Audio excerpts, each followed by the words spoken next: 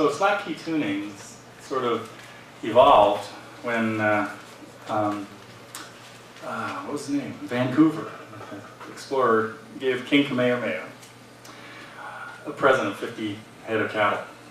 And this was in the late 18th century. And of course the Hawaiians treated this gift as a sacred thing, and they let the cows do whatever they wanted. So no big deal. They put them on the big island, and they never saw them again for about 30 or 40 years when they saw thousands of them. And since they like to eat a lot of the things that the Hawaiians would build their houses and make their clothes out of, this was not starting to be a really comfortable thing. Well, an early rancher there, John Parker, who owned a lot of the land around a town called Kamuela, knew that he could get Mexican cowboys out there that could teach these guys what to do with the cows and how to rope and ranch and ride and all that kind of stuff. Oh, some of this was in yesterday's paper. Anybody read the article about George Kapamoku, who played here last night? So this is like old news to everybody here, I know, huh? It's glued to the Merc, right? Anyway,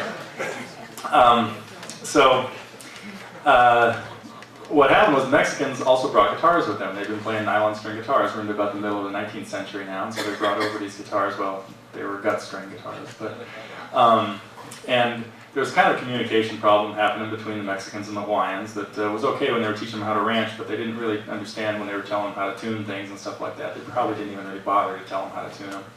So the Hawaiians would just pick up these guitars and tune them any old way that seemed sounded good. They wanted it to sound good when they didn't do anything, because they didn't want to do very much and make it sound a little better.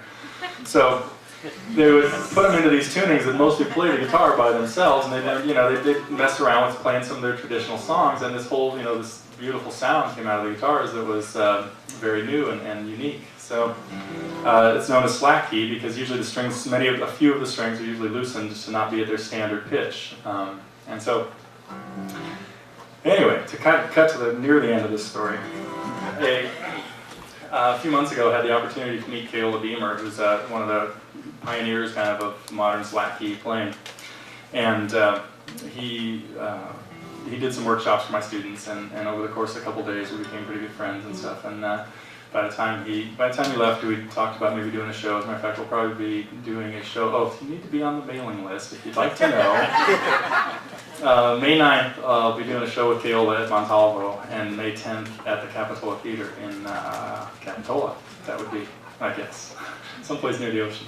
And anyway, if you'd like to know about those, make sure you sign up for my mailing list if you're not on it, because that's really where the first dibs on tickets will go. So anyway, after Kamuela left, I thought, you know what, now if I'm going to play a show with him, I should write a slack key tune, especially a slack key duet. Could we get that fiddle stuff ready to go again? I'm going to need a little extra part here. So as I was playing this, I started thinking, you know, it was starting to sound like a silly old cowboy song, a Hopalong Cassidy sort of thing, something like that. And I thought, oh, it definitely reminds me of a cowboy. I'll call it the Kamuela Cowboy. And all of a sudden, I'm starting to think, you know what? Kamuela's from Kamuela. That's too weird. Anyway, so it's sort of a song I dedicate to Kamuela Beamer, Kamuela Cowboy.